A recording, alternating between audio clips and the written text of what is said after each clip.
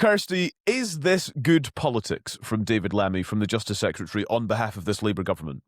No, it's bonkers politics. There's absolutely no mandate for this at all. It wasn't in the manifesto, for those of us that still think that the manifesto is worth something of the paper that it was written on.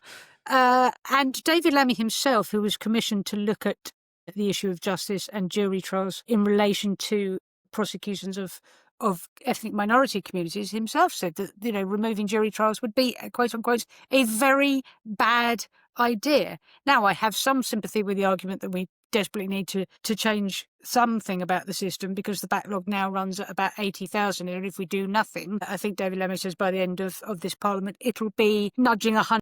Mm-hmm. That is clearly unacceptable. People who have been traumatised once having to be sort of traumatised all over again by having to have these huge delays to their court case. The other issue is the very practical one about delays, is that people's memories fade.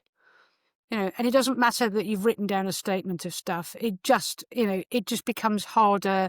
Witnesses are more likely to drop out. It's not just about, how difficult it is to wait that long with this thing hanging over your head. There's a very real practical issue to it.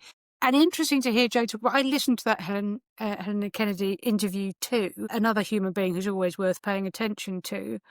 I mean, she said something else that caught me during the same interview. She said that the issue that David Lammy, perhaps not unreasonably, always uses is the issue about rape trials and the delays on rape trials. Now, it takes, on average, 393 days from charge to court for a rape trial, compared to 262 for your average kind of court case, right?